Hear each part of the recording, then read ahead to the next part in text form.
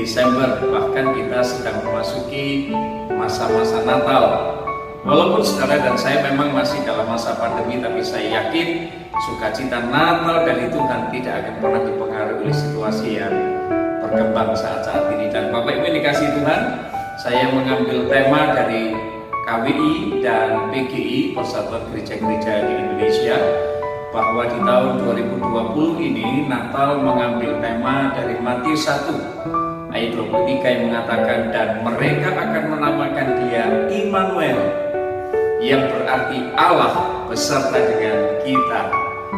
Nah, Bapak Ibu dikasih Tuhan, memang kata Immanuel ini harus diterjemahkan. Dan saudara-saudara, ini juga menunjukkan kepada kita bahwa kita ini diundang, kita ini disambut dan telah disediakan bagi kita. Dan bahwa kita sekarang dapat datang dengan bebas, walaupun saudara dan saya adalah orang-orang berdosa di muka bumi ini, jauh dari Tuhan. Tetapi Bapak Ibu dikasih Tuhan, Alkitab kita mengatakan bahwa Dia adalah Allah Immanuel. Dia adalah Allah yang bersama dan beserta dengan kita. Saudara, dalam zaman Alkitab ini ditulis, nama itu selalu membawa pengertian, punya arti. Nama Yesus sendiri berarti Yehova menyelamatkan, atau lebih harafiah, Yehova membebaskan. Nama Immanuel berarti Allah menyertai kita. Nah, dalam perjanjian baru Yesus memang tidak pernah disebut sebagai Immanuel, tetapi Rasul Paulus mengatakan, menggambarkan bahwa Dia adalah Allah yang menyatakan diri dalam rupa manusia. Jadi Bapak Ibu dikasih Tuhan, nama Immanuel ini adalah sebuah nama deskriptif daripada nama yang diberikan karena Kristus lahir ke muka bumi ini. Maka Allah ada bersama dengan kita. Saudara-saudara, dengan demikian nama Immanuel memberitahukan dua hal yang saya ingin sampaikan kepada saudara-saudara. Yang pertama adalah Immanuel menunjukkan bahwa Ia telah turun dari surga dalam rupa manusia. Bapak Ibu saudara dikasih Tuhan, ini adalah fakta yang mengagumkan. Bayangkan Bapak Ibu dikasih Tuhan, Allah Israel pernah hidup. Allah Israel pernah hidup dalam tubuh seorang bayi yang mungil, dalam tubuh seorang pria yang kemudian menderita dan mati di kayu salib untuk menebus saudara dan saya, membayar lunas semua hutang dosa kita lewat pengorbanannya di kayu salib. Dan saudara, ini keajaiban inkarnasi. Ini keajaiban inkarnasi pada kenyataan bahwa Allah semesta alam, luar biasa, Allah semesta alam merendahkan dirinya dalam tubuh manusia. Ia menjadi manusia yang dapat merasakan lapar, dapat menderita, dapat merasakan sakit, mati, bahkan memiliki darah manusia. Saudara, saya tidak berpikir beberapa dari kita sepenuhnya menyadari betapa indahnya hal ini. Allah sendiri turun ke dalam dunia, hidup dalam rupa manusia, dan menjadi Allah yang bersama dengan kita, Allah yang menyertai kita. Saudara-saudara, Alkitab mengatakan Ia telah mengosongkan dirinya dan mengambil rupa seorang hamba, menjadi sama seperti manusia. Filipi pasal yang kedua ayat 7 mengatakan demikian. Tetapi yang lebih luar biasa adalah kenyataan bahwa Kristus turun dalam daging dari ras yang berdosa. Saudara, meskipun Allah sendiri tidak pernah berbuat dosa, Yesus tidak berbuat dosa, tetapi Dia menyatukan dirinya sendiri dengan ras yang memberontak bahkan kepada Allah. Dia menyatukan dirinya sendiri agar Dia dapat mengangkat saudara dan saya dari penderitaan. Dan Alkitab berkata, Bapak Ibu, dengan jalan mengutus anaknya sendiri dalam daging yang serupa dengan daging yang dikuasai dosa karena dosa, Ia telah menjatuhkan hukuman atas dosa di dalam daging. Roma pasal 8 ayat yang ketiga mengatakan demikian. Setelah kita terkejut ketika kita berpikir tentang kasih Allah yang ditunjukkan kepada kita dengan turun untuk menyelamatkan kita orang yang berdosa. Kita adalah umat yang telah jatuh dalam dosa. Kita adalah orang-orang yang diperbudak oleh dosa. Kita berada di bawah kuasa dosa, tetapi Allah turun ke dunia ini dan berkata di dalam Kristus bahwa Dia membebaskan kita. Akhirnya kita memiliki pengharapan karena Allah menyertai kita. Dia adalah Immanuel, Allah yang bersama dengan kita.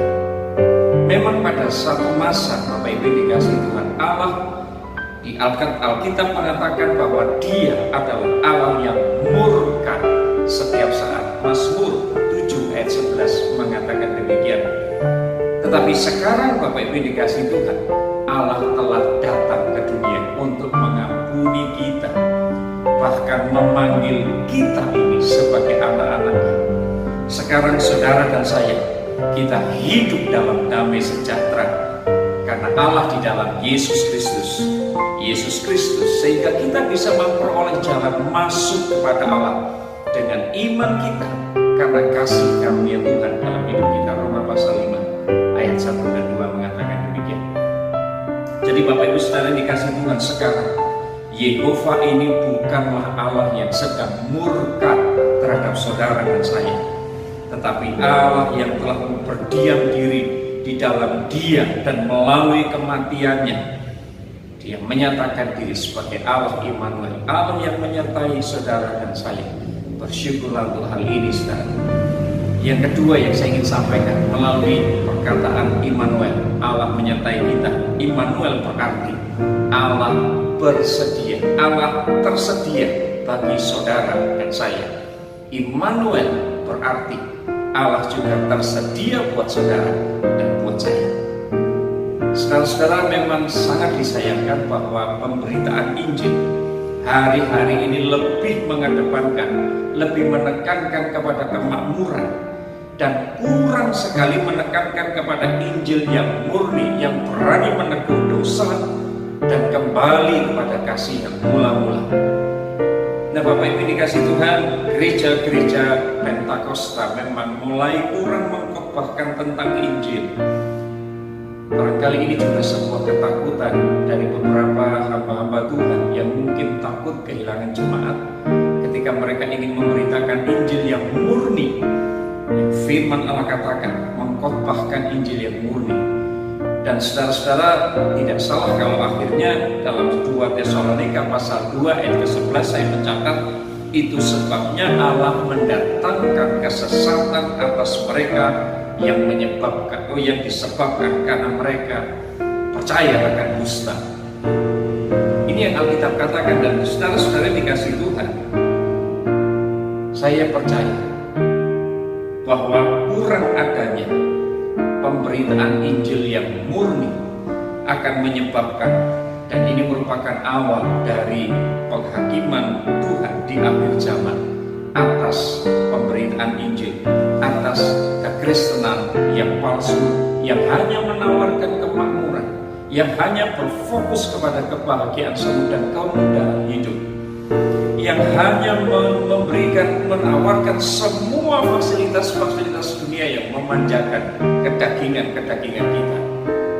Saudara-saudara, berita yang berbicara mengenai Injil yang sepenuhnya, berita tentang salib dan harus membayar harga sebagai murid Tuhan, mulai dihilangkan dari mimbar Kristen. Bapak Ibu dikasih Tuhan, sangat disayangkan kalau pemberitaan Injil yang murni, yang harus terus dilakukan di dalam segala waktu, yang harus terus diberitakan dalam segala keadaan, mulai terkurangi oleh karena pemberitaan-pemberitaan yang justru tidak alkitabiah. Nah saudara dan saya, harusnya kita bersyukur kepada Tuhan walaupun saudara dan saya berada di masa-masa pandemi, karena saya tahu saudara, saya percaya justru di masa pandemi ini harusnya menjadi sebuah momentum yang berharga untuk kita berani menyuarakan kebenaran, berani memberitakan suara kenabian, dan mengembalikan manusia kepada rancangan Allah yang semula, untuk manusia diciptakan menjadi segambar dan serupa dengan Allah kita. Saudara-saudara, pelayanan di hari-hari terakhir ini memang sangat diuntungkan dengan berbagai macam sarana-sarana dan fasilitas yang semuanya berbasis digital. Dan harusnya ini menjadi kesempatan yang berharga. Di masa-masa seperti ini, Injil Tuhan diberitakan semakin meluas melalui berbagai aplikasi-aplikasi yang media-media internet yang bisa digunakan di muka bumi ini, mungkin melalui IG, mungkin melalui YouTube, mungkin melalui FB, mungkin melalui WA, Telegram, dan semua fasilitas, semua aplikasi yang bisa diunduh di internet, dan semuanya bisa dipakai untuk menjadi sarana bagi pemberitaan Injil yang lebih subur lagi di masa-masa ini dan masa-masa ke depan. Dan Bapak Ibu dikasih Tuhan, ketahuilah bahwa di hari-hari terakhir seperti ini, di tengah berbagai kesulitan yang saudara dan saya memang sedang hadapi di masa-masa pandemi, Dia tetap memproklamirkan diri sebagai Allah yang Immanuel, Allah yang menyertai kita sampai hari ini. Bapak Ibu dikasih Tuhan, Matius pasal 28 ayat 20 mengatakan bahwa Allah akan menyertai kamu sampai kepada akhir zaman. Ini janji Tuhan yang adalah iya dan amin. Jadi Bapak Ibu yang dikasih Tuhan, Yesus ada untuk saudara dan saya. Yesus tidak lagi murka melihat saudara dan saya, sekalipun kita ini orang-orang berdosa. Bahkan Alkitab berkata dalam 1 Timotius pasal 1 ayat yang ke-15, Alkitab berkata Kristus Yesus datang ke dunia untuk menyelamatkan orang-orang yang berdosa.